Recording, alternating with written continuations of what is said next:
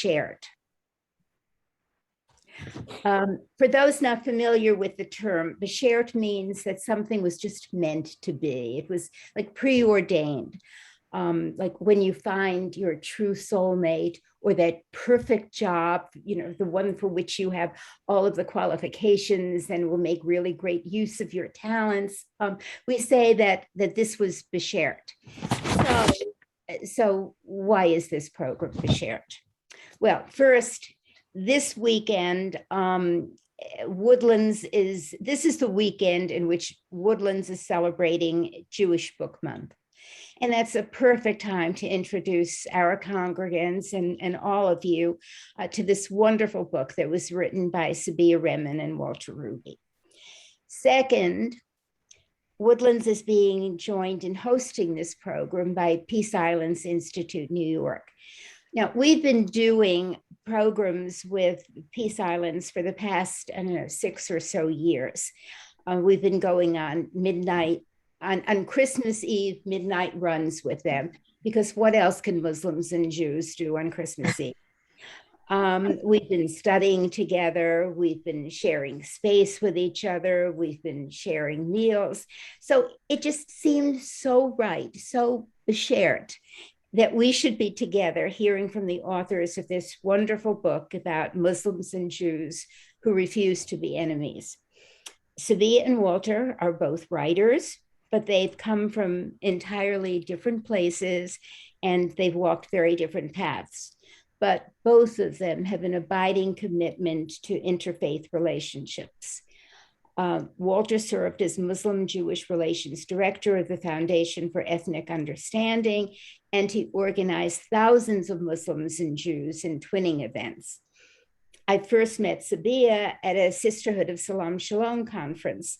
She has been an active member of that group from the beginning, but she was involved in Muslim-Jewish groups even before the Sisterhood began. Moderating our program today is Woodlands Rabbi Mary Young, herself a member of the Sisterhood. And along with our Rabbi Emeritus, Billy Dreskin, Rabbi Mara has taught alongside Peace Islands Institute's imams in our joint The Same, Only Different series. So at this point, I think I'll turn this over to Rabbi Mara and I'll go mute.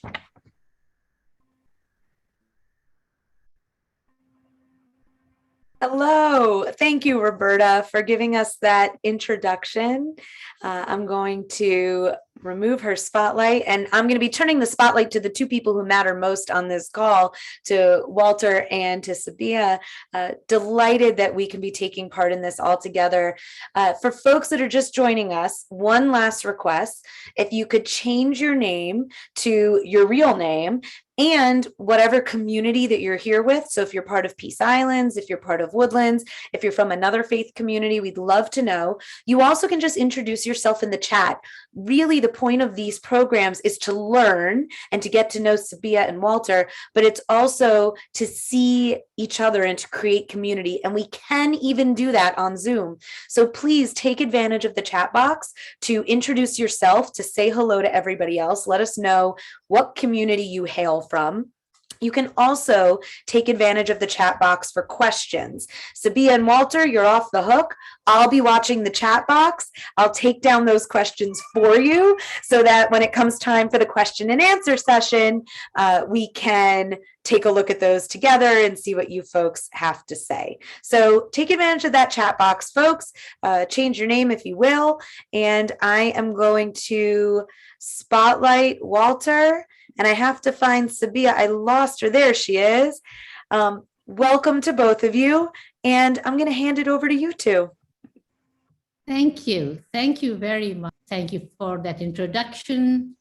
Thank you, Roberta. Thank you both for inviting us and for Peace Islands Institute for collaborating on this event. I grew up in Pakistan. During those years, I had never met a Jewish person. Pakistan is pro-Palestinian, and I grew up viewing all Jews through the lens of the Palestinian-Israeli conflict. In fact, my father's passport was stamped, all countries of the world except Israel. Walter, had you ever met a Muslim person growing up? No, Sabeeha, I didn't meet a Muslim until I was well into my 20s.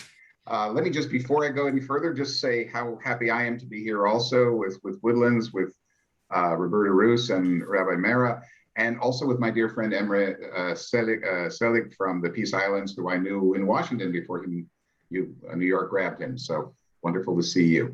So I had never met a Muslim until I was in my 20s, even though, so let me, I grew up in suburban Pittsburgh in an area that I was sort of a lonely Jewish child. And then when I was 11, I was struggling with my Jewish identity. And then all of a sudden, we had the opportunity to move to Israel when I was 11 years old, because my father did a sabbatical year at the Weizmann Institute in Rehovot. It was a transformative year for me. I felt very much brought into, great love of Israel and pride and strength in my Jewish identity. But at that point, I didn't meet a Muslim, or a Christian. And it was only, so at the end of the year, my parents, we went back to the States, and I was not a happy camper. I wanted to stay, and I vowed that I would move back when I was grown up, because that's where I wanted to be, I decided.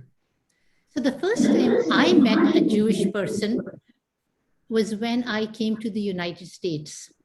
My husband was a medical resident. He took me to the hospital's Christmas party. Half the medical residents were Pakistani Indian, and the other half were Jewish. And his Jewish colleagues were being very welcoming to me. Are you lonely? Do you miss your family? How can we be of help?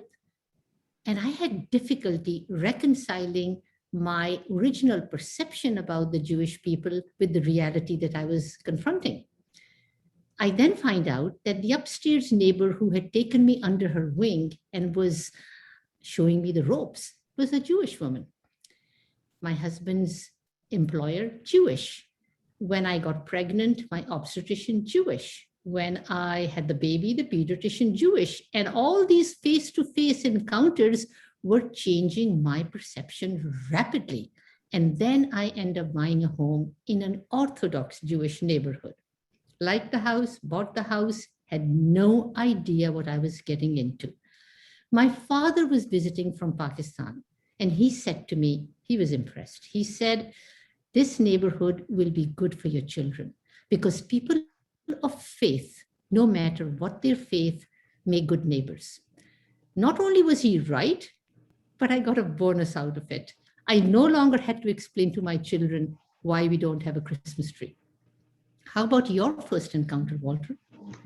My first encounter took place back in Israel. As I said, I did move back to Israel at the age of 26. I spent the next 3 years there of my life, considering whether I would stay permanently or not.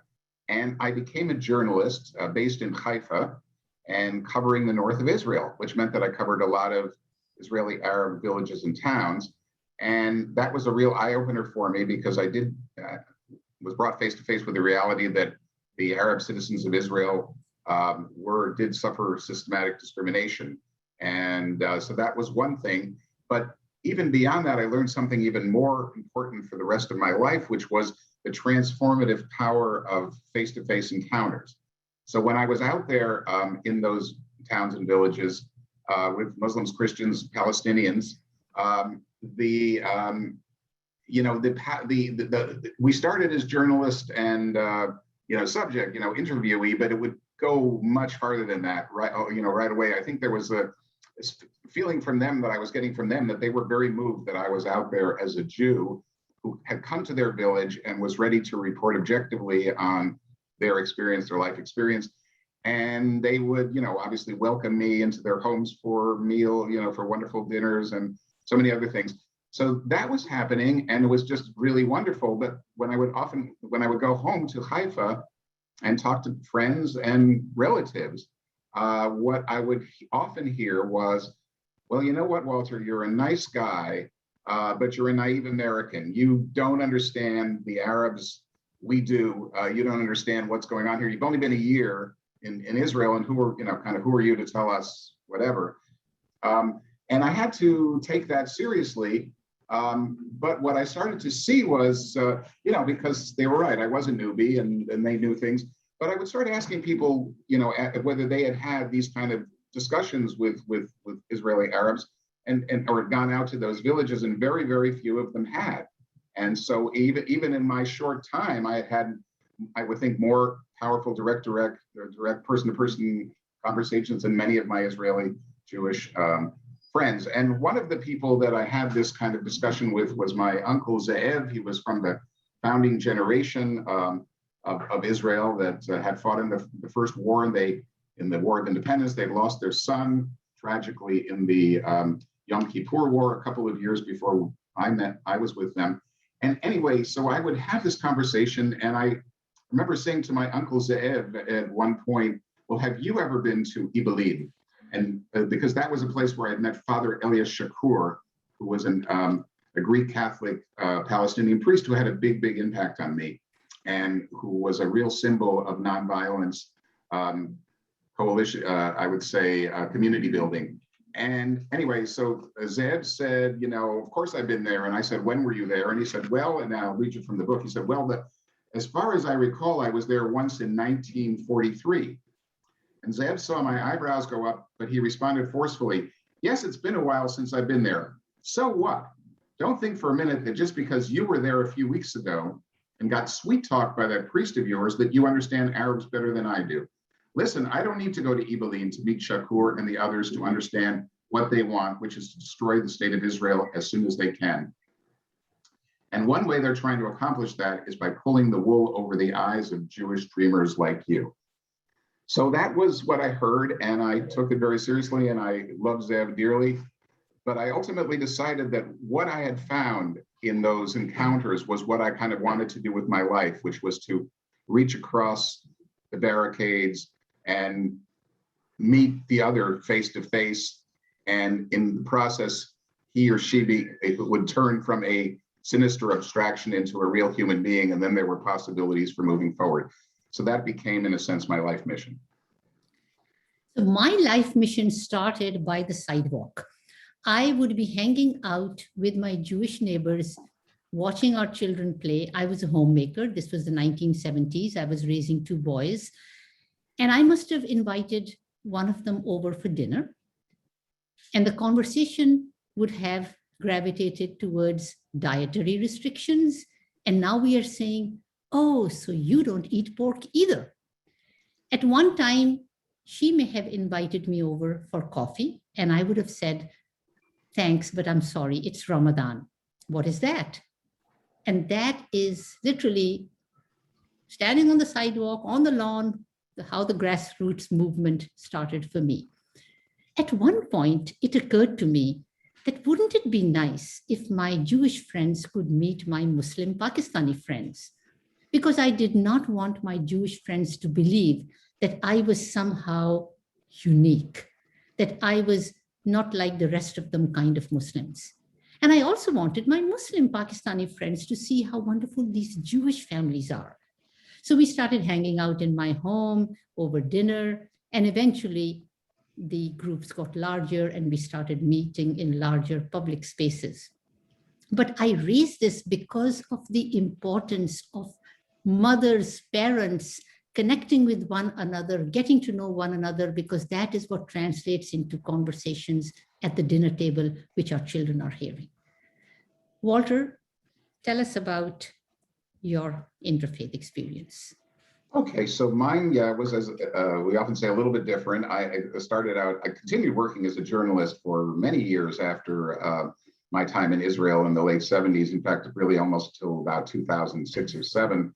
And so I was my job. I moved back to the States, and I was working for primarily for Israeli and American Jewish newspapers, based at the United Nations and other posts. But my main assignment, I covered a lot of stuff, but what's really germane here, and the one that really mattered to me the most, was the Israeli-Palestinian peace process, which showed, as you recall, great promise, especially during the 1990s, and it looked like we were going to get there. And I felt like a great privilege, like I was covering this, I was sharing this with the world, and I felt part of it very deeply. And then it all collapsed in the early 2000s, which was a great blow for me personally, and took me a few years to kind of, figure out what next. Eventually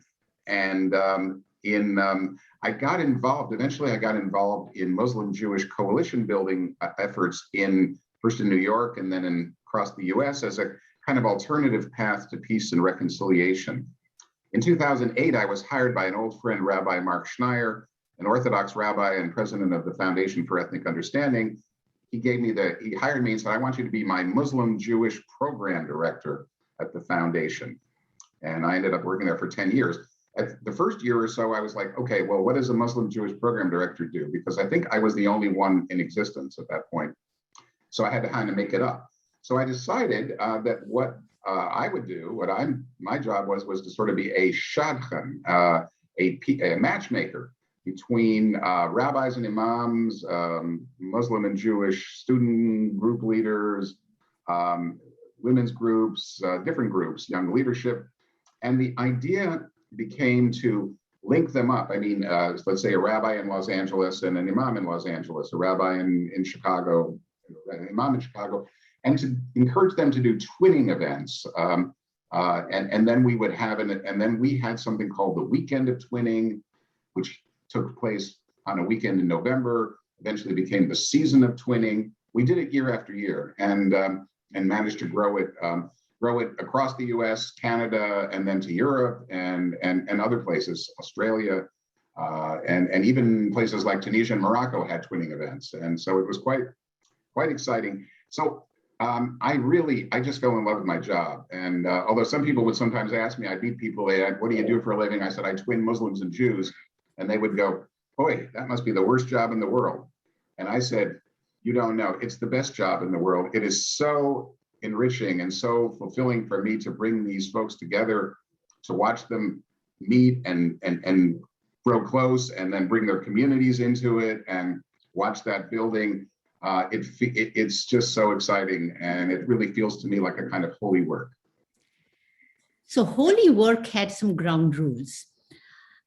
Our ground rules were that we would focus on our commonalities, our shared heritage, our shared values, and keep politics out of it.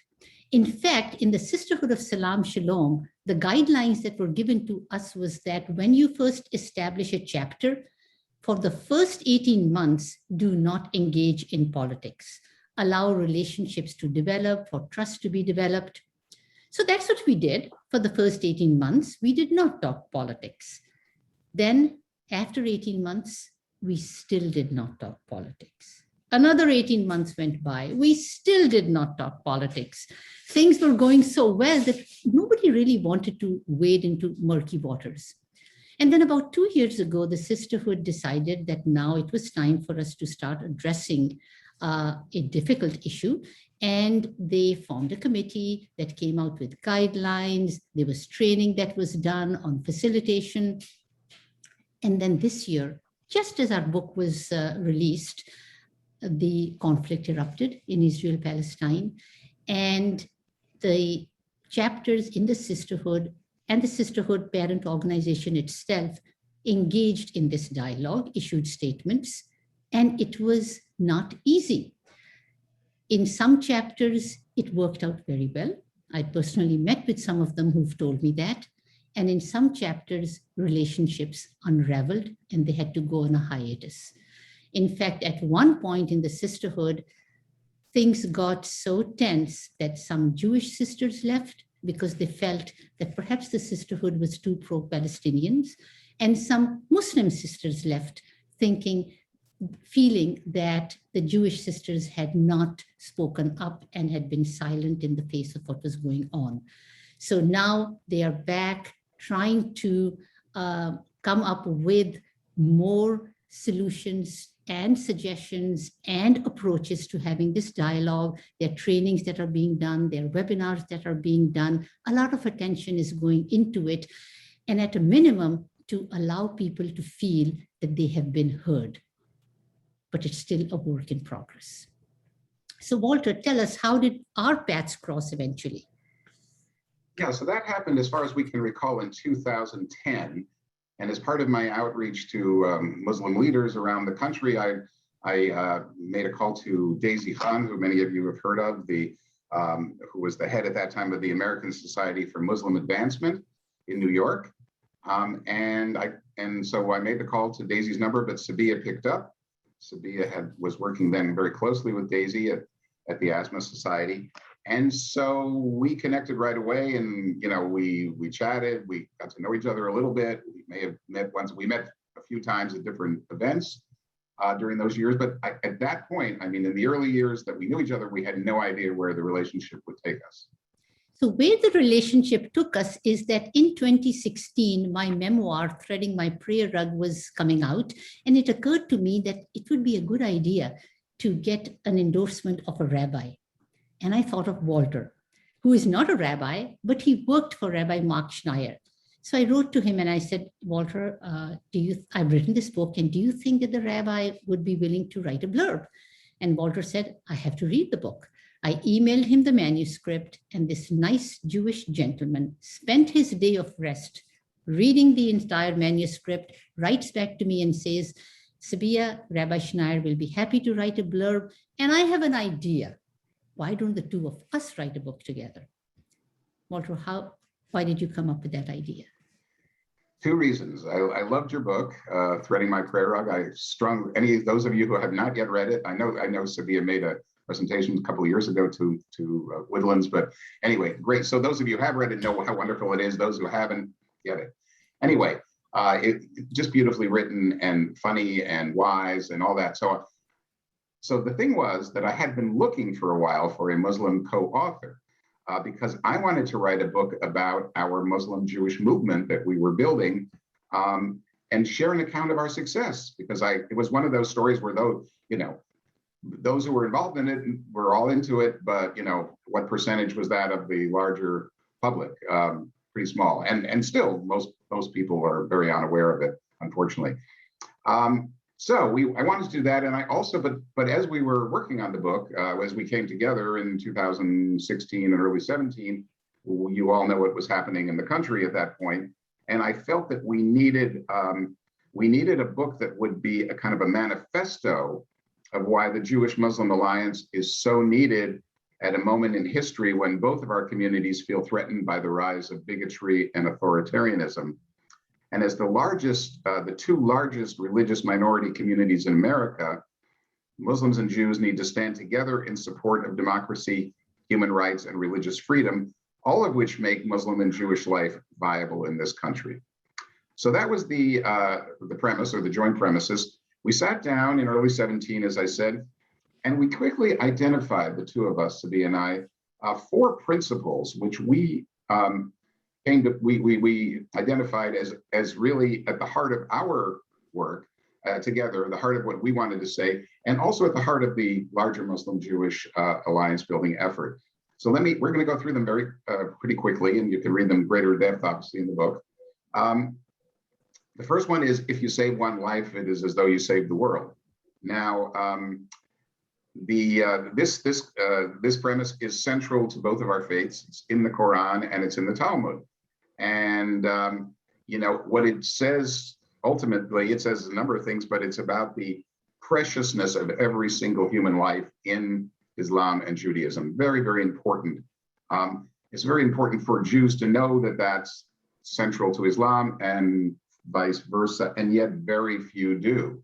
I mean, I didn't know when I started this whole piece of work that it was in the Quran. Had no idea. Found out at an event where don't have time to go into it now, but I was at a Muslim event, and I heard it, and about a gentleman. Actually, it was about a young man who had been on a young Muslim immigrant from Bangladesh who had saved several Jews on the subway who were attacked by skinheads shouting anti-Semitic slogans. He broke into it. He pushed off the assailants. He rang the cord.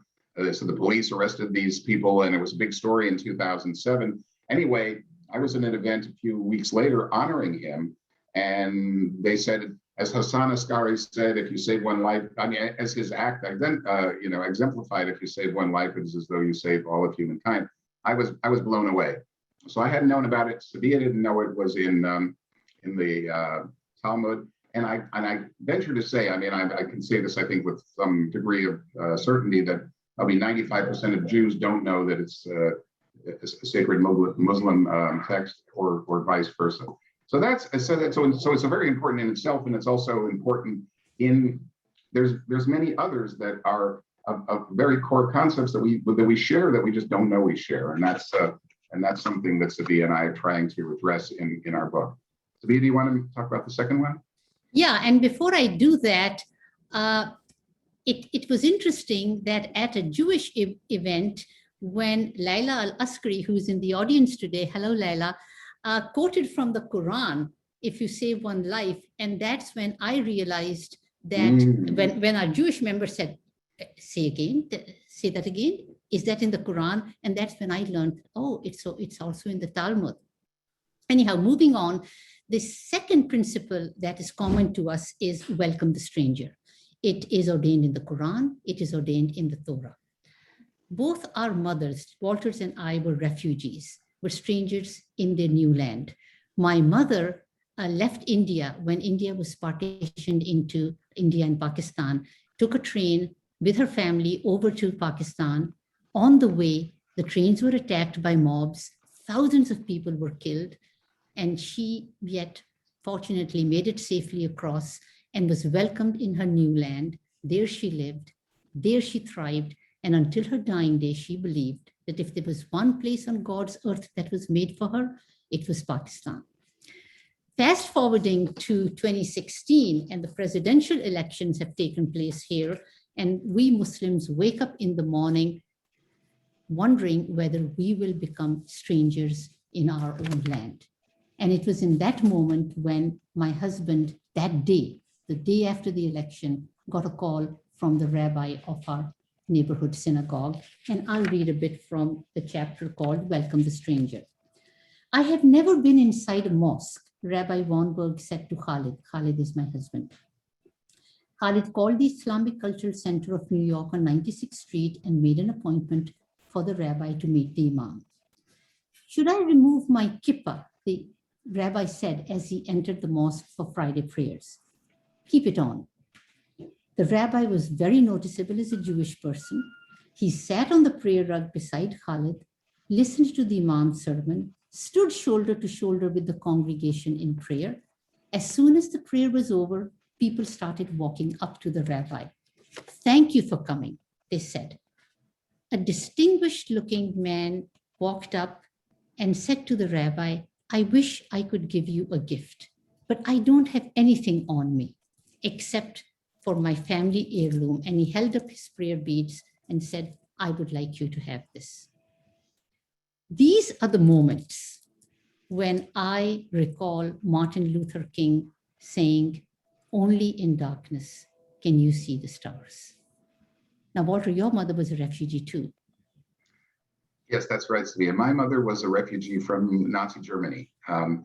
She was born in 1924. The Nazis came to power in 1933. And in 1938, when she was 14 years old, she and her mother fled physically across the Belgian border on foot and managed to get out, thankfully. But that was just the beginning of a long trip that took several more years, where they were trying to find somewhere where they were safe. They were mainly in France, but then in 1940, as you know, the Nazis conquered France. And then they literally were running from port to port like trapped animals, just trying to get out of Europe, just trying to get, wanting to get to the States. They also thought about Palestine, but that was blockaded by the British. And the US had that, that was the first period of America First, and had very strict immigration quotas on anybody who wasn't, like white Anglo-Saxon, white Nordic, I would say. And so they were put on some endless waiting list, my mother and grandmother. And eventually they managed to sail from Lisbon, Portugal, on a boat to New York. But the idea was they were supposed to take another boat from there to Ecuador, where they had finally managed to buy visas. When they got to New York, my grandmother was met by HIAS, the Hebrew Immigrant Aid Society, which, as you all know, still operates, still doing incredibly important work with refugees. And they took my grandmother into New York to try to find someone who would who had the same last name who would sign an affidavit that he would take responsibility for them. And eventually that worked out. Interestingly, while that was going on, and that took more than a week, my mother, who was 16, was held on Ellis Island as surety to make sure that my grandmother would return.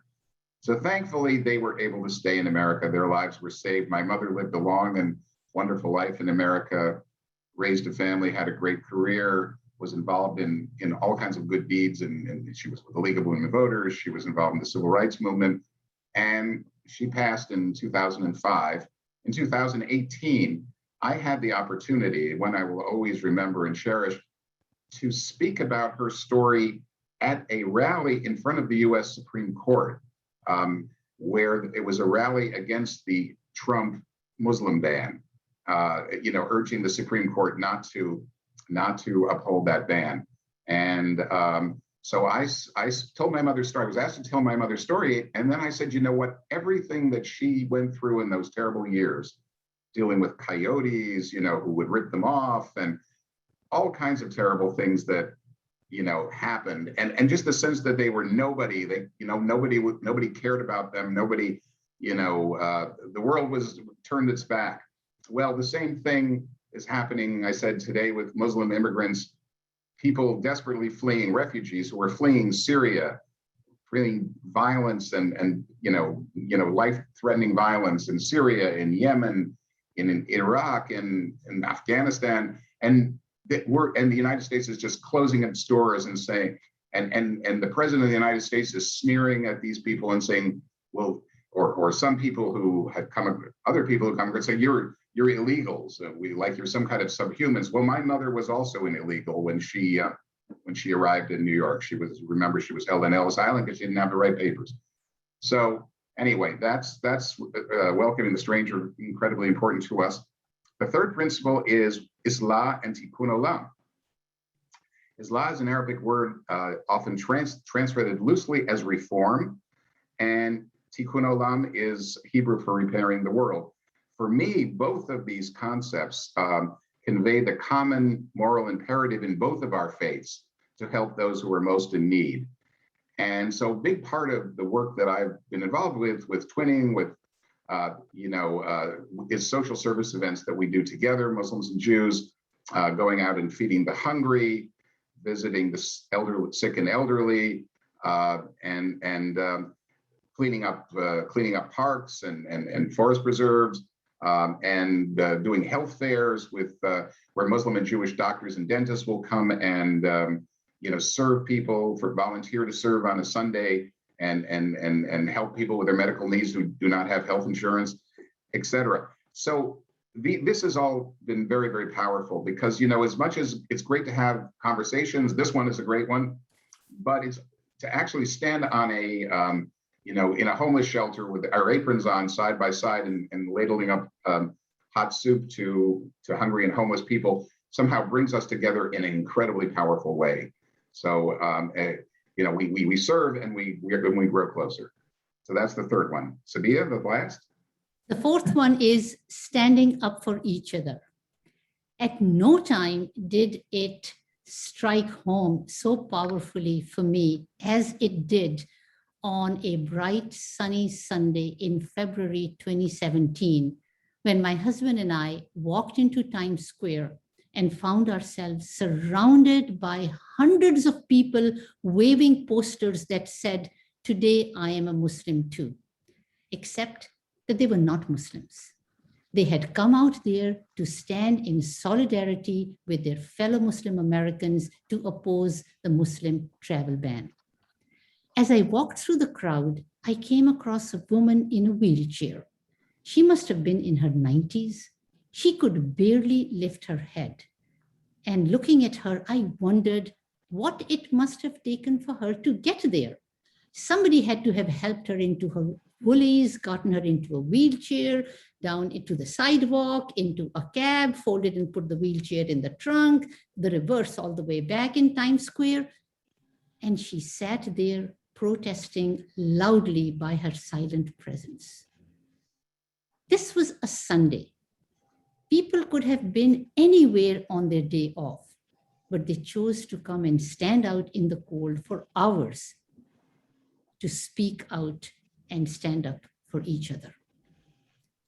And not too much later, the tables were reversed, and now it was time for the Muslims to stand up for their fellow Jewish Americans. Tell us about it, Walter. October 27th, 2018, a day I'm sure many of you remember vividly. I woke up in the morning and I turned on CNN, probably 10, 11 o'clock, and I see in horror, I see on the TV that they're reporting from Pittsburgh, my hometown, and they're saying that a neo-Nazi gunman has broken into the Tree of Life synagogue and slaughtered 11 Jews at prayer. And I remember just having this sense of horror, which I'm sure many of you had similar thoughts, which was, this has never happened in America before. For 200 years, you know, since George Washington welcomed the Jews at the Truro Synagogue in 1791, you know, none of, and now, and you know, I, for the first time in my life, I felt that moment, I'm not safe as a Jew in America. So I'm having that kind of existential dread.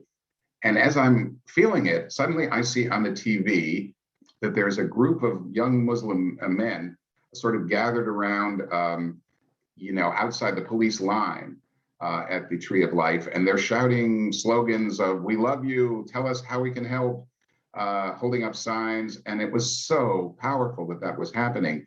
These were people from the Islamic Society of Pittsburgh, which had had a kind of twinning relationship with the Tree of Life. And of course, they rushed out as soon as this happened. And, you know, they started a fundraising drive for the Tree of Life. They did a press conference. Pretty soon, almost immediately, it turned into a national Muslim fundraising effort. And in 72 hours, they raised like $200,000. You know, had a very powerful effect on many of us in the Jewish community.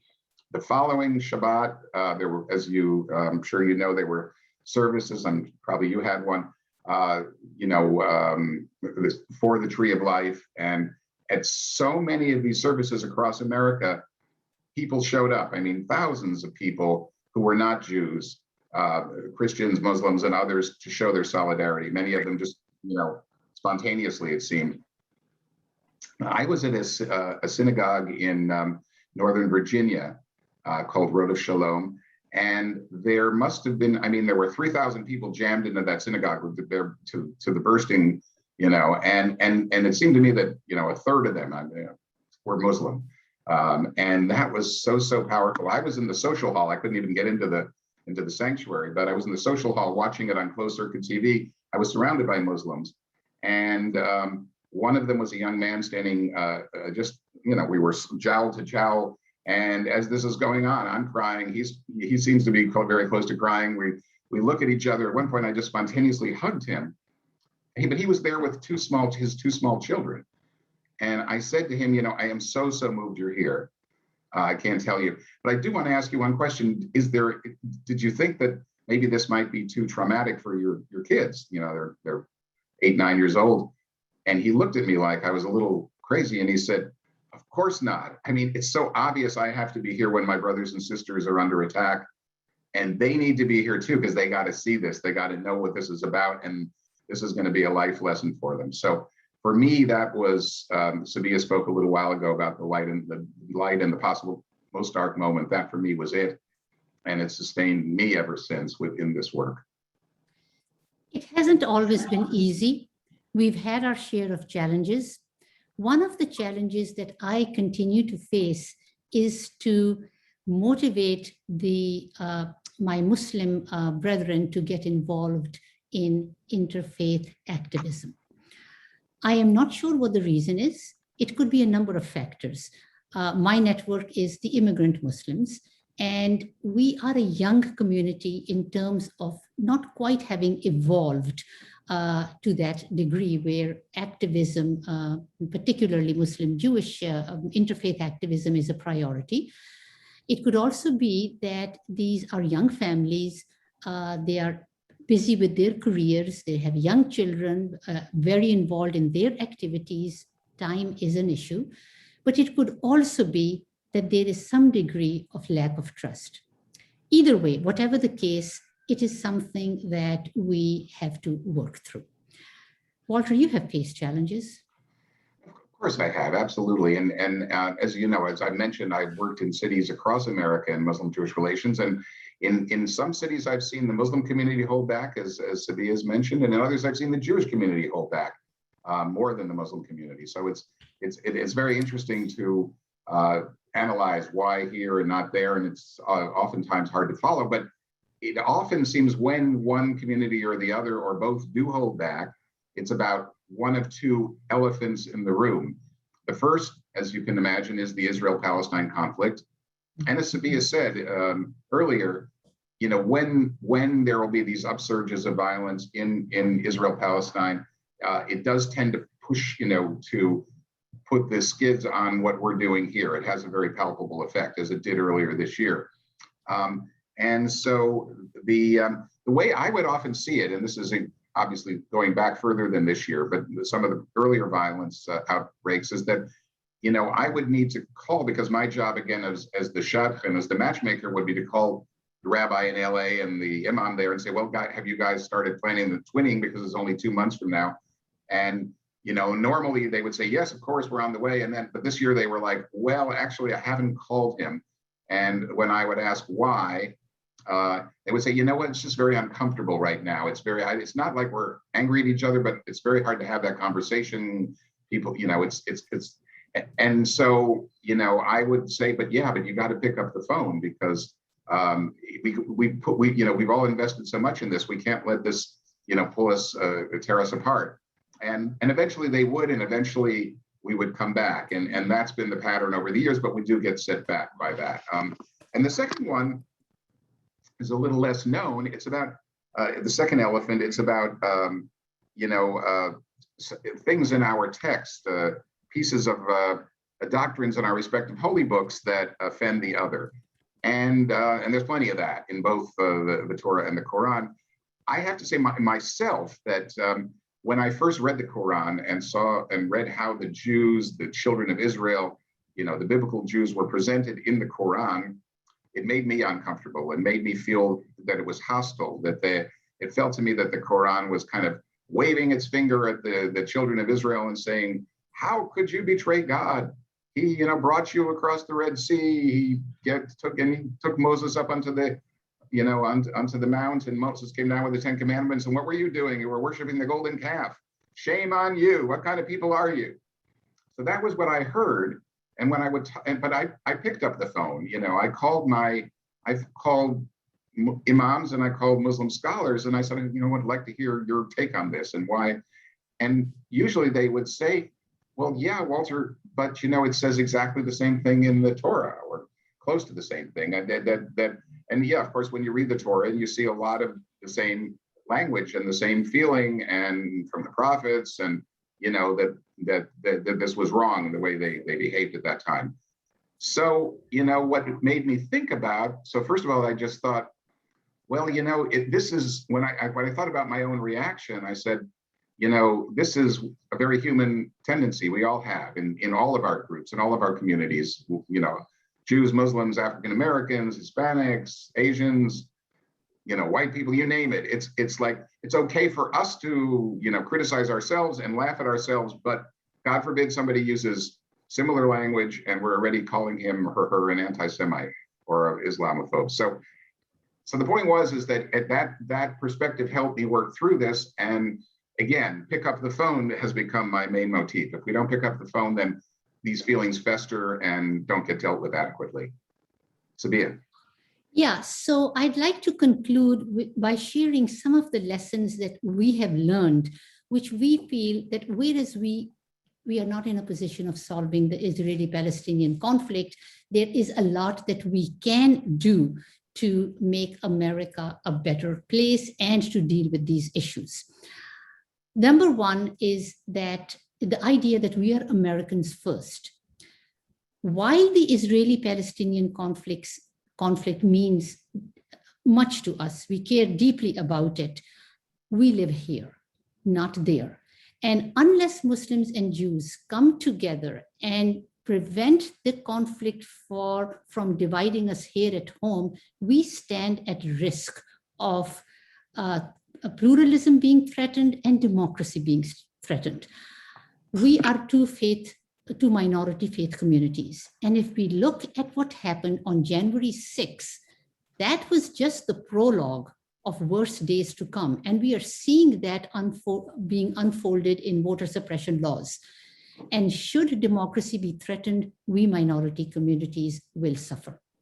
Number two, speak out and stay engaged together against injustice, both at home and abroad. Third, Muslims and Jews should support the work of NGOs in Israel-Palestine that are working to improve conditions on the ground and save lives. Walter is involved in a project called Project Rosanna, and in that initiative, it is the children in Palestine, the sick children that need either dialysis or need cancer treatment, that are transported every day from Palestine across the checkpoints into Israel, get their treatment at the Hadassah hospital, and then are brought back to Palestine, saving lives on the ground over there. Number four, allow others to speak out, if we agree or not. Some of what Representatives Ilhan Omar and Rashida Tlaib have said have hurt the sensibilities of people in the Jewish community, but they have as much of a right to advocate for Palestine in the halls of Congress as do Jewish members of Congress like Ben Cardin and Chuck Schumer. Number five, don't allow Israel-Palestine issue to be weaponized in ways that drive our communities apart.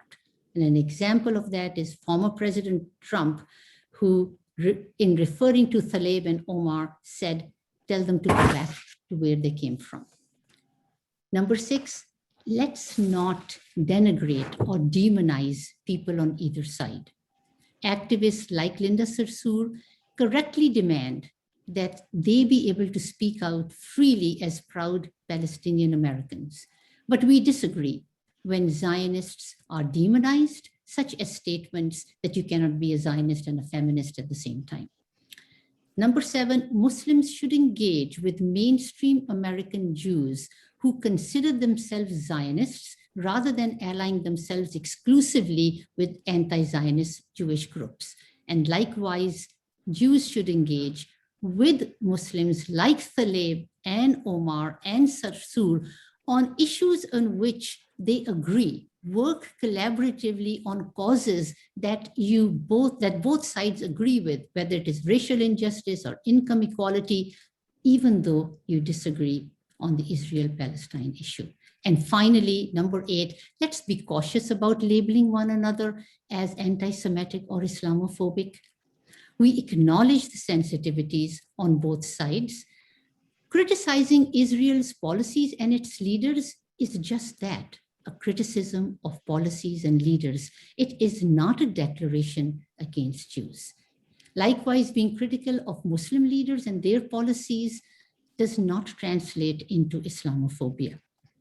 Yet, we need to be keenly aware of the heightened sensitivities on each side and be careful that our statements are not misconstrued as being either Islamophobic or anti-Semitic if they were not meant to be as such. Thank you for listening, and we will be happy to take your questions. Thank you so much for such a provocative and reassuring and exciting glimpse into your friendship and what friendships can look like with folks in our own lives, but also if we could only extrapolate from here a path forward for our communities and just for the US as a whole. Sabeeha, I really appreciate you making it very relevant to our nation and our shared experiences as minorities within America, and to never lose sight of that as we move forward in this work. So we had some questions in the chat, and I also had some questions to put out there to you folks. But I want to start with specifically this book. You two have taken it on the road, and you've been doing a whole lot of talks like this, either in person or on Zoom. And we're wondering, over the course of this latest tour and going through it together, which you've been doing over a course of a couple of months, what has surprised you most in this most recent go around in some of the communities that you've been visiting? Thank you. Thank you for that, Mara. This is our 73rd book talk. Way to go, you two. What surprised me most was that, and I said earlier, the book came out, the conflict erupted, it happened at the same time, was that despite the conflict, despite the intensity of feelings that we all were experiencing, these conversations were warm, they were welcoming, and people expressed some of their deepest insecurities, their emotions, because they felt that they were in a safe space. So we were hearing a Palestinian woman talking about her grief at being displaced. And I remember a beautiful story told by a Jewish person who had practically adopted a family from Gaza, Palestinian Muslims, who the children referred to him as grandpa because they couldn't connect with their grandpa in Gaza. He was taking them, this Jewish rabbi, on to see the Christmas lights. The children were in the back seat, and the mother must have said something about him being Jewish. And the children said, but the Yehudi, which is the Arabic for, they're the bad guys. And so grandpa can't be that. And now the mother in Arabic is trying to explain to them and unravel this whole situation and explain to them that they're good people and they're not so good people in every community. We have people who are not so good in ours. And he understood Arabic and he's listening to that. And he's saying, it was painful. And at the same time, it was very moving to listen to the mother trying to, bring these children along. And he has continued to be their surrogate grandpa. So those were some of those stories, those sharing of those stories, despite what was going on, I found surprising, moving, touching, and gave me hope. Yeah, I absolutely agree with Sabeeha, and it's been so wonderful. I mean, when we started out, which was, as Sabeeha said, we actually was about a month before the eruption of the violence, but I think I was concerned, I was expecting more pushback from both sides than, there would be some, and I was kind of, ready for that. But I've been amazed by how little there has been, how incredibly supportive people have been, how wanting to hear this message and taking hope from it. And I agree with Sabeeha that the period of May, June, for example, at the height of things, it was almost like group therapy. People were just so grateful. We had already scheduled these things, but we were getting more and more and more. We literally did almost every day for the entire May and June period, every day or every night. We had a Zoom. So, and people were saying, thank you for doing this. Thank you for being there. Thank you for giving us this chance to share, because we just all feel so bereft and needing this. So so it was great. It just was wonderful to have that opportunity, and we needed it too. So it's really been a joy, Mara, the whole thing, and continues to be uplifting. Even today, today certainly we had this amazing event in England, or Zoom event in England, and now today with now this evening with you. So it's just incredible. So I have two more questions. Oh, I hear some feedback, but we'll be okay. So my first is, Sabeeha, when you were talking about being a young married woman and how your relationships were really formed with the other women that you were meeting in the area, there was some chatter in the chat where some of our participants said, mothers or women tend to be at the forefront of these connection making. And then there was another comment, women are going to be the ones to create world peace if men would just listen to them. And I think about the sisterhood, which has been so tremendous and took such root in America. And it really is based in women having relationships with other women. So I'm wondering if the two of you, one a woman, one not, could speak to, do you think there is a gender element to this work, or why does it feel like some of this connection building tends to happen in female spaces? Not to say that it cannot and will not happen in spaces where men are dominant, but we seem to see it around the women. And what do you make of that? Okay, so the woman will go first. Absolutely. We are social animals more so than men, sorry guys, and we like to huddle, we like to curl up our legs and sit on the sofa and get intimate and chat and open up and reveal our vulnerabilities, and that creates a sense of bonding where we can then take it to the next level. We are also mothers, so nurturing is very much a part of our existence. And I'll just share one very brief episode that took place a few months ago. And seeing Mobeen Siddiqui's name on the list of attendees reminds me of that, because she runs an organization called Muslim Volunteers for New York. And every spring and fall, they organize a park cleanup with activities for children. And in the spring, when I went there, the violence had erupted. And somebody pointed out, and one of the mothers, the Muslim mothers, told me that she got on the phone and called her daughter's friend, her daughter is 5, called her daughter's friend's mother and said, would you bring your daughter to this event? And the mother was Jewish, and she said, with all these attacks taking place in New York City, Muslims attacking Jews, do you think my daughter will be safe in that environment? And she said, oh yeah, of course she'll be safe. Please bring her. So the mother did bring her, and she sort of was shadowing her from activity to activity just to make sure, that her child was safe. And by the end of that event, all was hunky-dory, all was happy. The mothers had connected, they had made friends. We were exchanging cards and business cards and bonding.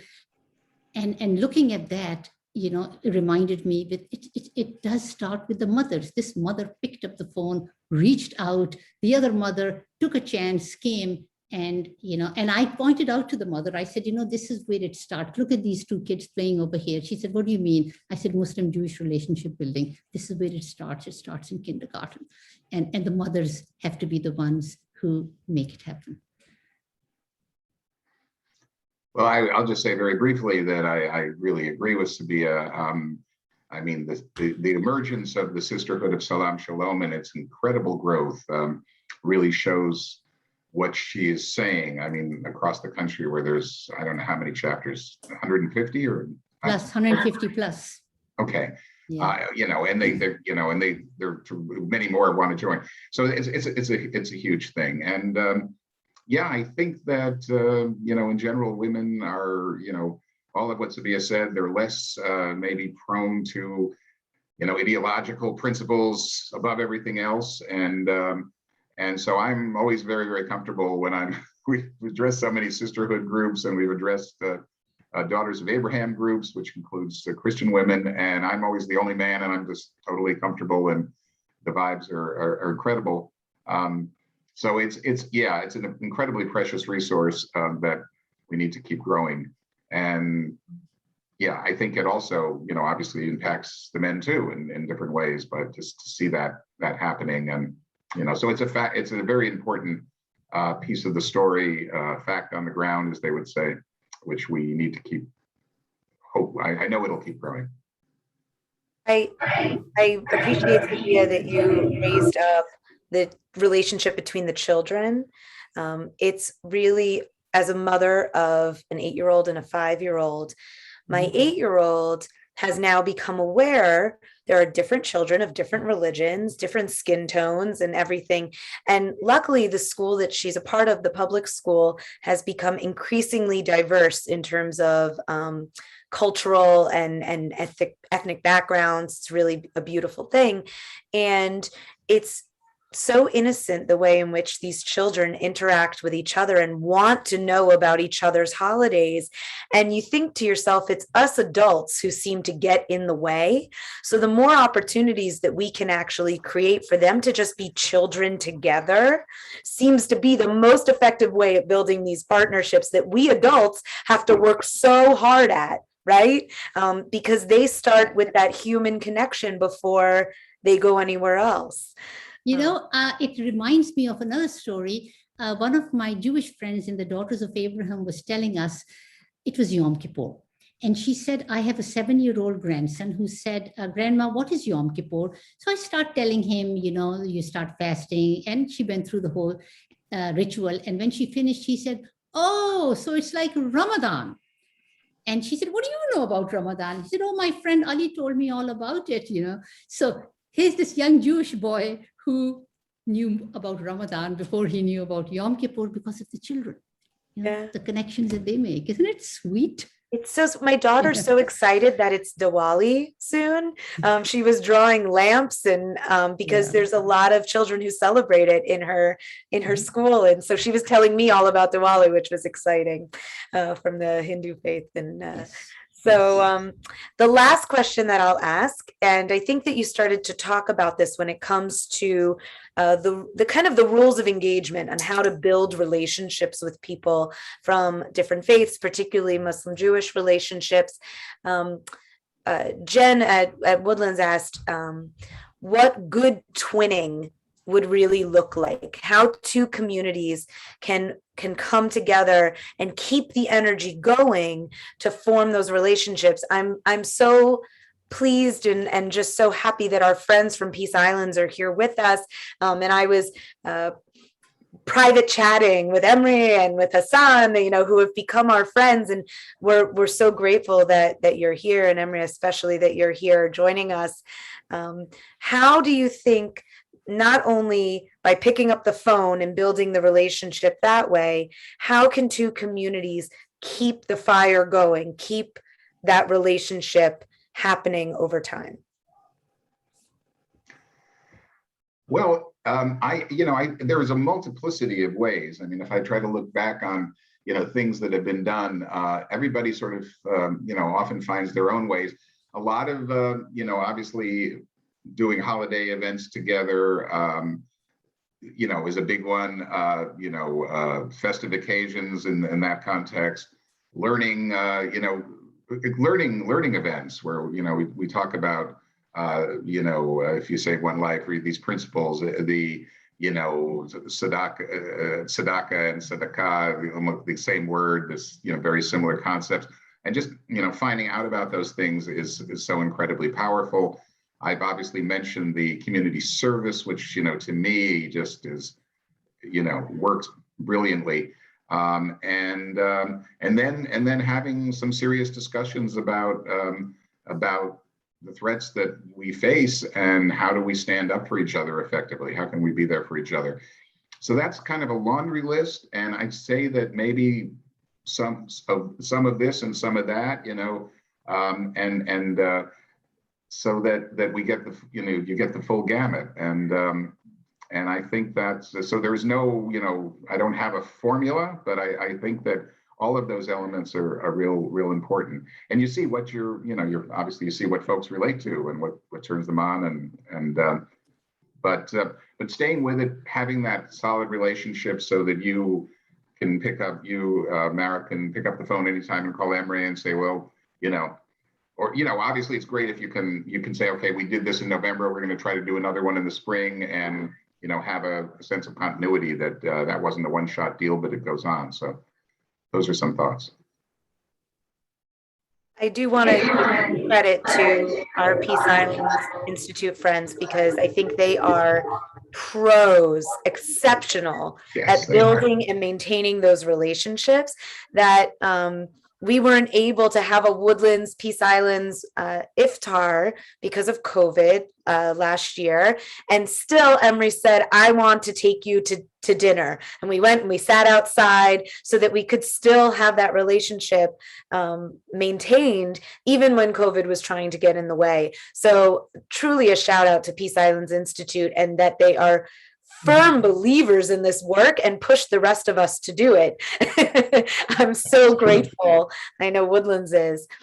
So we're going to close out. It has been truly wonderful to be together as a community. There's a lot of gratitude happening in the chat box, which, friends, there's no better way than to close a program like this with words of gratitude, of blessing for one another. Sabeeha and Walter, you have been a blessing to each other, and then to let us witness that friendship and to be part of it by having you here, it helps to bring the rest of us together. And so you've created this concentric circles of love and appreciation just in sharing your relationship. And we're so grateful to the two of you. I'm grateful for our partners at Peace Islands Institute. I know that I speak on behalf of Woodlands when I say that. And I'm grateful for this gathering of all these tremendous people who have joined us. I'm actually going to remove all the spotlights. And if people go to gallery view, you'll be able to see the beautiful community that we have formed just being here on this Zoom call together. We're keeping each other safe by not necessarily gathering in person yet. But please go to gallery view and see all these wonderful people. Mara, thank you. Thank you. Thank you so much for making this happen. And I do have a request. Could you, everybody who's here, please ask your libraries to put this book on their shelves, and please consider reading the book. And if you like the book, consider giving it as a gift to a loved one, and help us spread the message. We do want this book to be read. And thank you all so much for coming on a Sunday and making the time to join us in sharing our stories. Thank you. Put the link to Amazon. If you're not into going onto Amazon, you can find it elsewhere, but I have given you a direct link to where you can buy the book on Amazon, so that folks can just click and go right now if they would like, or your local libraries and other places. Barnes and Nobles, Goodreads, Walmart, whatever. It's all out there. Just Google it. All right, friends, have a wonderful rest of your Sunday evening. Please be on the lookout for further programming that can bring us all together. Sabeeha, Walter, thank you again. And thank you, Roberta, for helping to be a driving force in making this happen, in your team of interfaith merrymakers here. All right, folks, have a wonderful rest of your evening. Thank you. Bye. Bye-bye.